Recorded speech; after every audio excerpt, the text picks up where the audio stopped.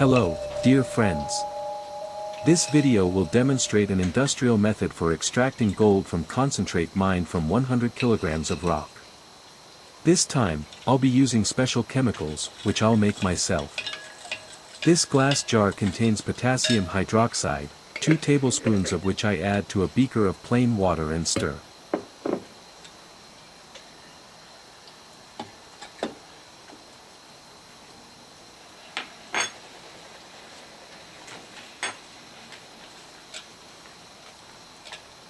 Now I take 2 tablespoons of red blood salt, which I will carefully pour into a flat-bottomed round flask. This chemical glass contains ordinary water, which will require 250 to 300 milliliters. First, I pour water, and after that I add red blood salt, and the last thing I need is 100 grams of sulfuric acid. I carefully pour sulfuric acid into the flask, calculating 100 milligrams of acid per 300 milligrams of water, and immediately close the exhaust adapter with a connected ball cooler. This procedure must be carried out in a well-ventilated area. Personal protective equipment for hands and respiratory organs, as well as a gas mask, must be worn. After 10 minutes, the solution in the flask changes color to dark blue, and hydrocyanic acid begins to actively evolve. Hydrocyanic acid condenses in a bulk condenser and is distilled into the flask. The process has begun, and the hydrocyanic acid vapors are distilled into the receiving flask. This process takes 20 to 30 minutes. Meanwhile, I'm showing you the extracted concentrate from 100 kilograms of rock that I once obtained. Since I'll be using chemicals this time, I need to remove the iron using a regular magnet. Iron can't be thrown away. Unfortunately, the magnet only captures a small percentage of fine gold particles. Dear viewers, I've accumulated a variety of concentrates, many of them, containing various non-ferrous metals. I'll occasionally show you these processes, and you'll be pleasantly surprised by what you can find in them besides gold and silver.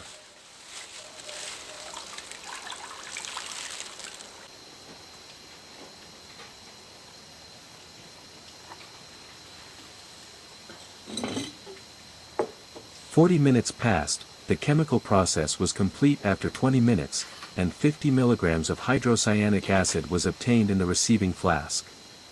Be careful, this is an extremely toxic, hygroscopic liquid, which I pour into a beaker with potassium hydroxide, potassium cyanide forms. I will use this to leach gold from concentrate, the main industrial method for gold extraction.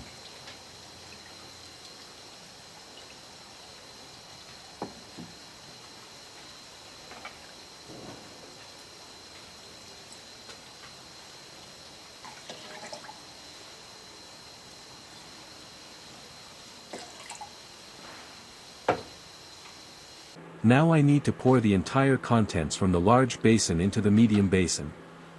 This procedure must be performed in a warm place, so that the solution is at room temperature. Adding potassium cyanide to the pulp and hoping for the best isn't enough. Passing air or oxygen through the solution can slightly improve the result and the dissolution rate. But I propose a simpler solution that will speed up the process hundreds of times, and this solution will ensure a 100% positive outcome.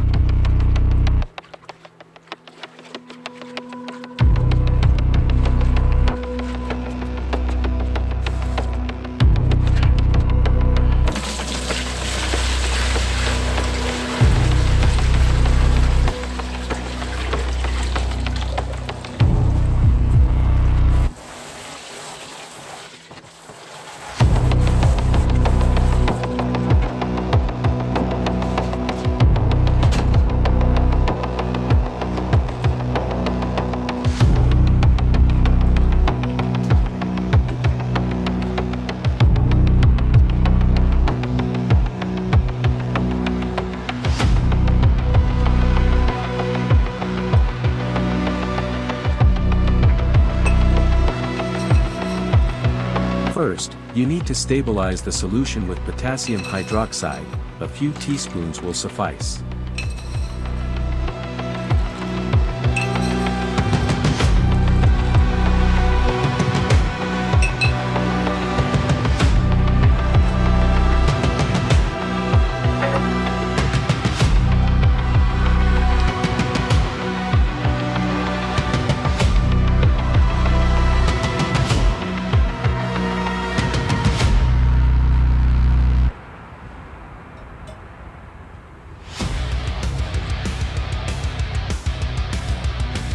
Now, my simple solution: you can use a stirrer made from a common, discarded tool, powered by 12 volts. This process will take 2 days, during which time I'll monitor the solution and check the leaching rate. Simple stirring provides the solution with oxygen, accelerating the process hundreds of times. Heating the solution isn't necessary. 5 to 7 degrees Celsius is sufficient, but keeping the solution at 20 to 30 degrees Celsius will increase the leaching rate several times over.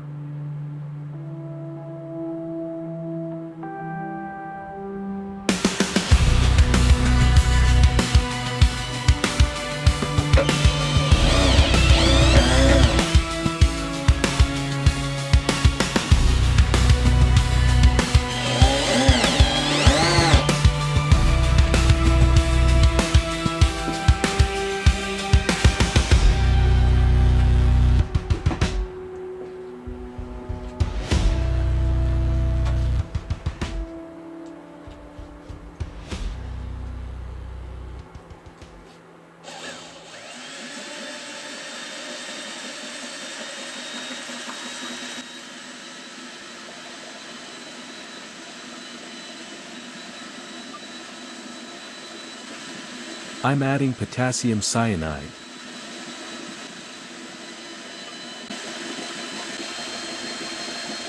Now we need to add an indicator to the solution, a shard of a piece of glassware with a gold rim.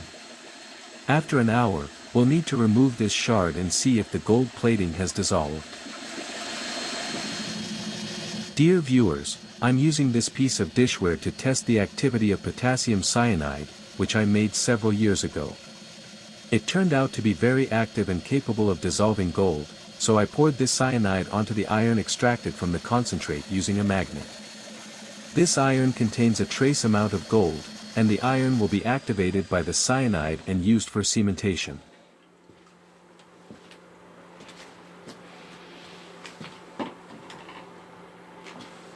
An hour has passed, I've ventilated the room, and now I need to check the indicator on the broken piece of glassware. You can remove this piece by hand if you don't have long gloves. The solution isn't as aggressive as acid or chlorine. The result is positive. Now I'll turn on the stirrer, and the concentrate will leach out overnight.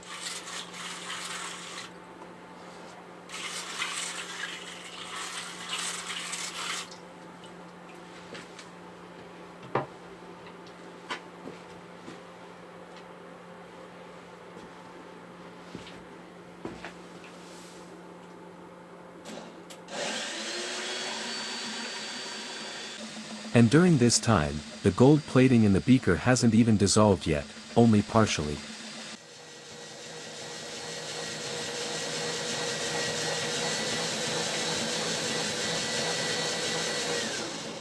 The next day, I'll retest the solution's potency, using a new shard of glassware as an indicator. This time, I decided to test in real time whether the cyanide solution, in berserk mode, could dissolve gold plating in 5 minutes. To save you the wait, I'll speed up the video, and then we'll see the results. I ventilated the room, but I still put on a gas mask because a slight almond scent was present in the air, which is dangerous. You should know that chlorine is 1,000 times more dangerous than cyanide. Just 2 inhalations of chlorine vapor can cause pulmonary edema and death. I pulled out the indicator I used this morning, and the result was positive. The solution was super active.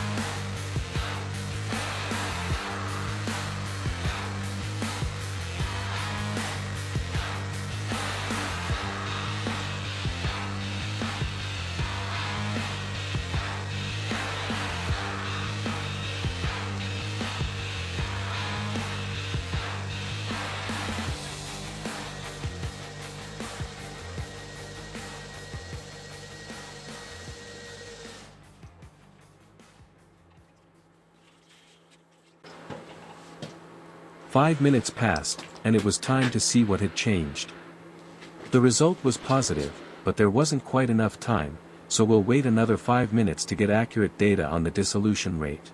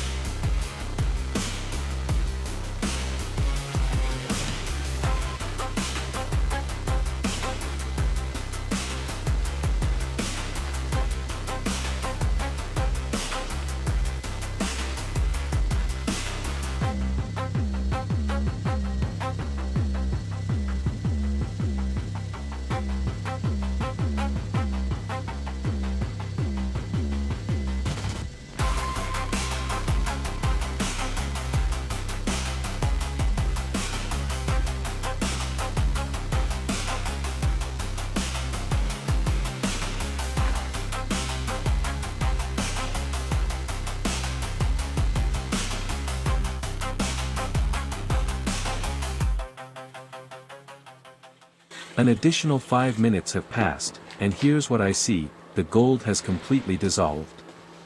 Just 10 minutes is enough for a layer of gold 3 to 5 microns thick to dissolve in a cyanide solution. This is obtained in 1 day, 24 hours. This solution will be able to dissolve a layer of gold 144 times thicker. But why does it take so long? For example, gold can be displaced by zinc, iron particles, other metals, and some minerals. It takes time to achieve a 100% result. After 2 days of leaching the concentrate, it's time for filtration. Filtering can be done through a thick cloth. These solutions filter very quickly, within 2 to 3 hours.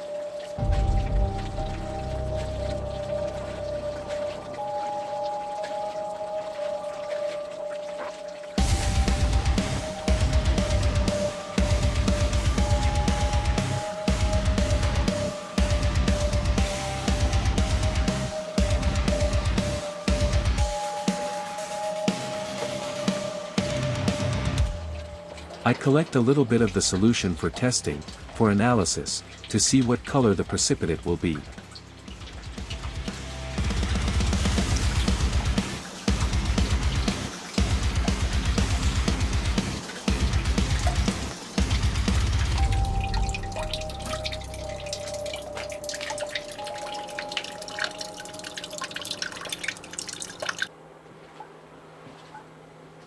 After a few hours, the filtered solution can be used for cementation and gold recovery. I pour everything into the same container I used to leach the concentrate. I'll use stirring for cementation.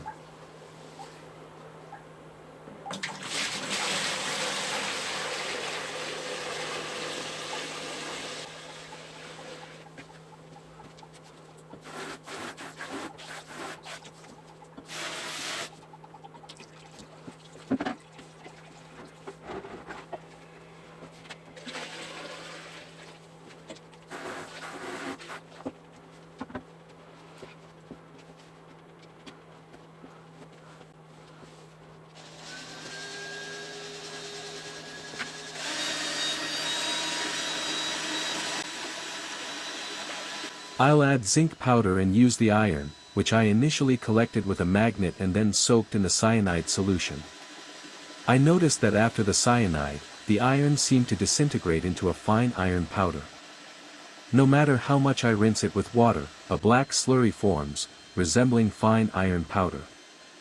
This will effectively displace the gold and other non-ferrous metals from the solution, and it will cement overnight.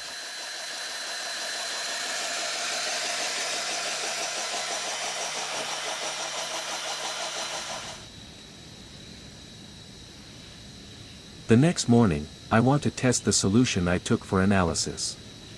It's the same old zinc cementation process, but I won't be adding iron powder.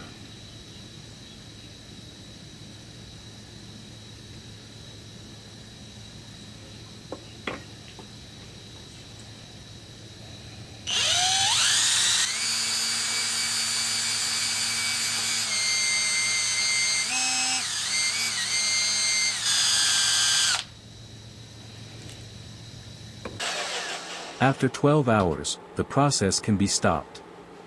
I see the solution is a dark chocolate color, which is good, it's non-ferrous metals. I turn off the mixer, and I need to lift the basin onto a stool and let it sit for a few hours. Any valuable material will settle to the bottom, after which I drain the excess solution through a hose, filter the remainder, and rinse it multiple times with water.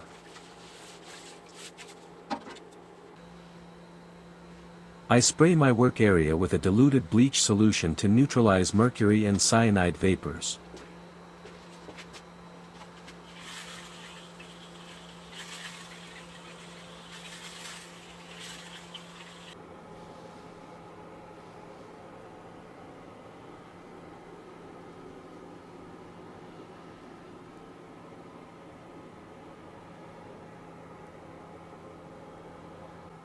And now, dear viewers, you'll see something no one has ever shown you before. This is a super sediment containing all the most valuable minerals. The thing is, cyanides are very good at dissolving gold, and not only gold, but also metals like mercury. This rock, from which the valuable concentrate was obtained, contains a certain percentage of mercury, which becomes clearly visible after cyanidation and cementation. Now you know that you need to be careful with some ores. They can contain anything.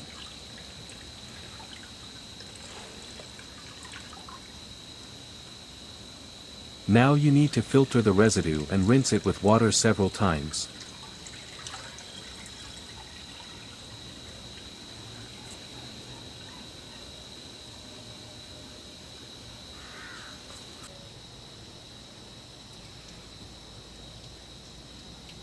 After a few hours, the sediment will have formed, and I'll add sulfuric acid to remove any remaining zinc.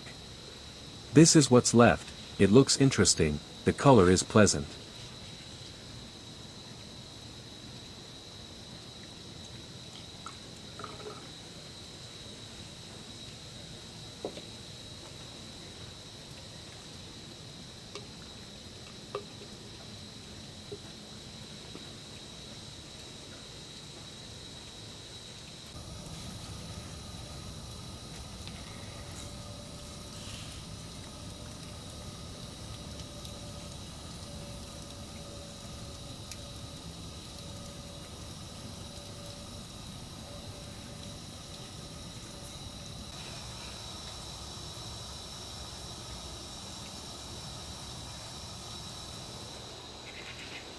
I don't pour out the solution immediately after cementation. I test it using electrolysis for several hours. If there's nothing on the cathode, you can safely pour the solution into your neighbor's garden. Just kidding.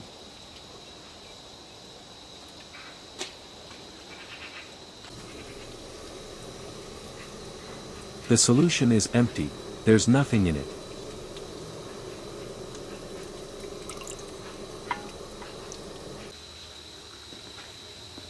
The filtered precipitate now needs to be transferred to a flask.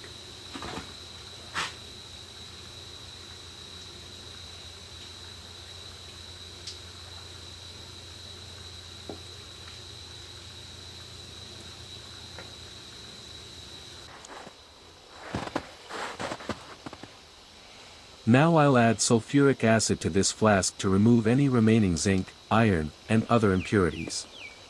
The reaction can be violent, so I played it safe and placed the flask in a basin, and it was worth it. Just when I thought it was over, the reaction erupted into a volcanic state. This procedure must be carried out outdoors, away from people and animals. Hydrocyanic acid and mercury vapors will evaporate during the process, so I'm wearing a gas mask.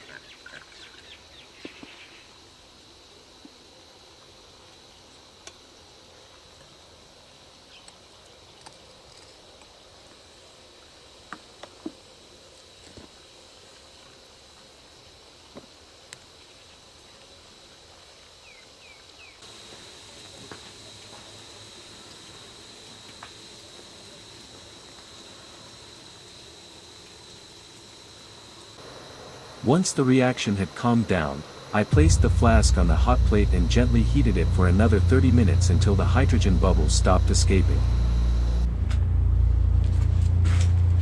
Now the precipitate needs to be filtered again and rinsed multiple times with water.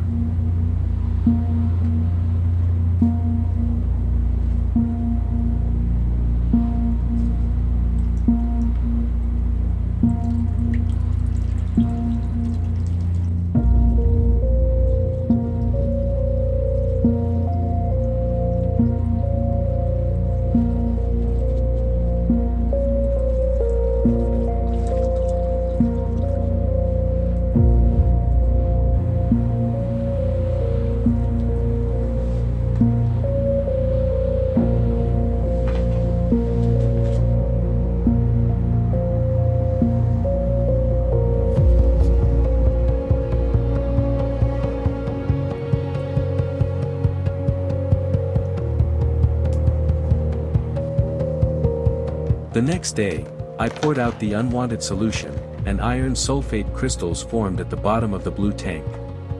I collected some of these crystals and wondered if it could be used to extract gold from solutions. Perhaps not, as this iron sulfate can contain cyanide salts.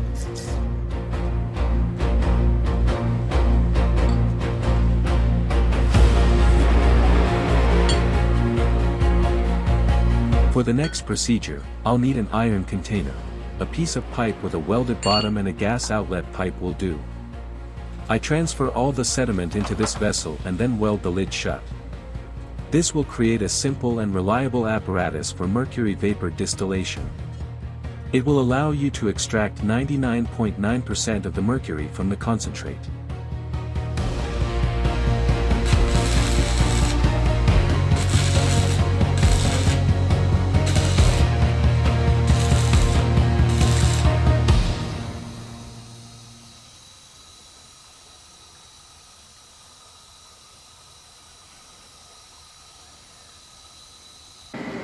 After 40 minutes, I managed to obtain 15 to 20 grams of the precious metal mercury.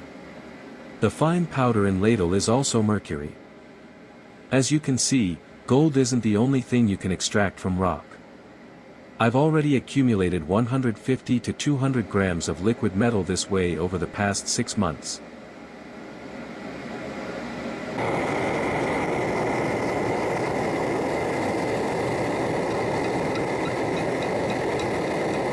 I heated the remainder with a blowtorch for another 20 minutes until the mercury completely stopped emitting.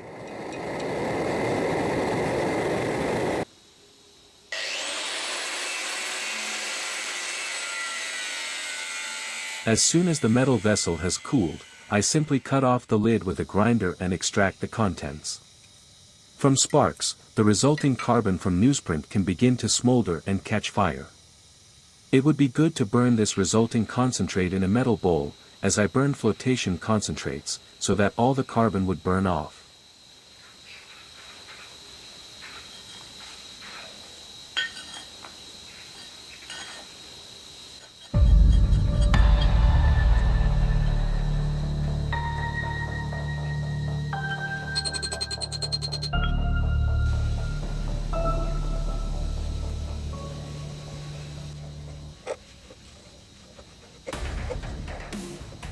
I decided not to roast the concentrate but to melt it immediately. Roasting is still preferable, however, as carbon significantly slows down the melting process and takes longer. I lightly press it down with a regular spoon, as it's loose, and add caustic soda. I also use remaining slag from previous melts and a piece of lead to create an alloy.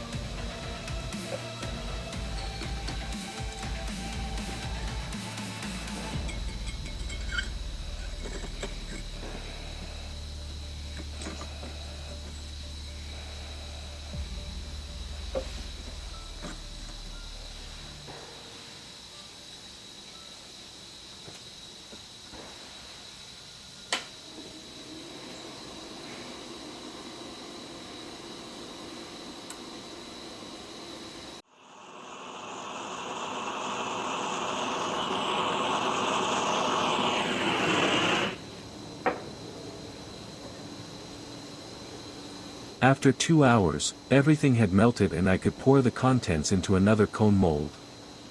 I decided not to waste time and, in the meantime, melt down some of the other concentrates I'd accumulated. As you can see, this inexpensive solution, which involved making a cone crucible, works perfectly, and I've already used it twice. Okay, then I'll melt another concentrate in it for a third time, and then we'll see.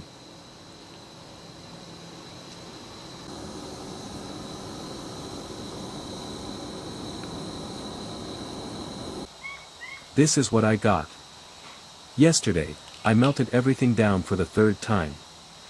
I didn't pour out the contents because it was too viscous and thick. I left it as is, and now I need to shake the contents out and see what happened.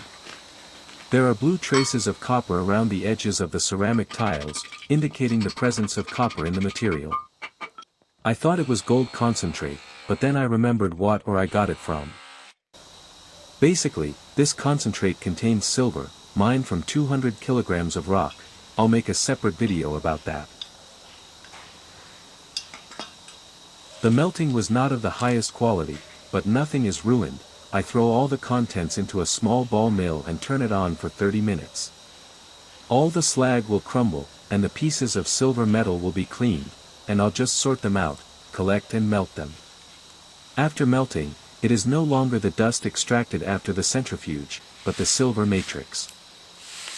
What else can I say? This crucible could have been used several times, but the slag thickened, and I had to take out all the contents along with the plates. It's hard to say the exact weight right now. The silver isn't pure, it contains a lot of slag, and there may be traces of bismuth metal.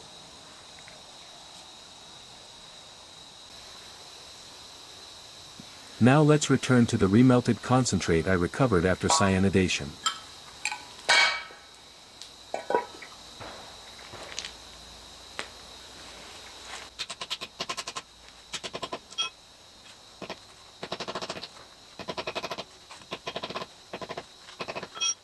The slag broke up easily, everything fused together perfectly, and at first glance, it looks great. I made a smooth depression for cupellation using a mixture of gypsum and cement, along with a regular light bulb. Now I need to place this crucible in a muffle furnace to heat it to 700 to 800 degrees Celsius.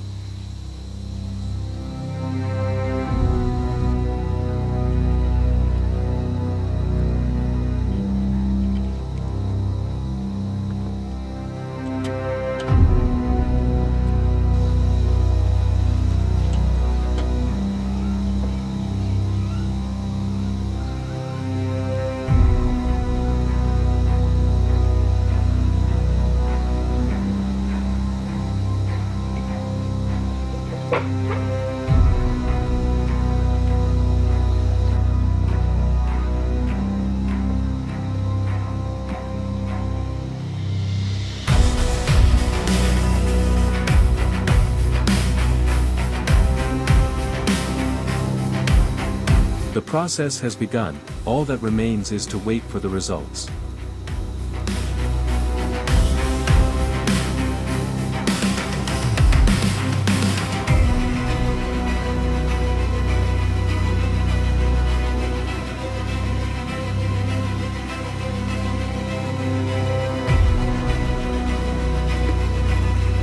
Three hours passed, and this time the cupellation process took twice as long. For example, bismuth can slow down the cupellation process. So can some other metals that may have been present after cementation.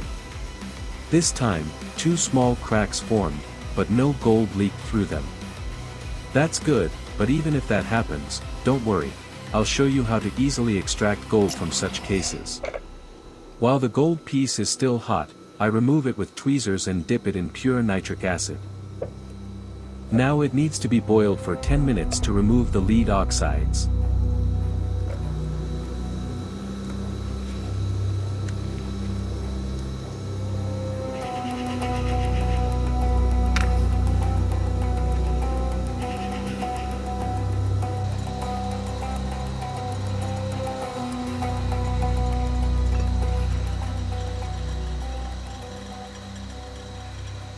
Dear viewers, this is the result I got from 100 kilograms of rock, 2 grams, and a 40 milligram gold bar.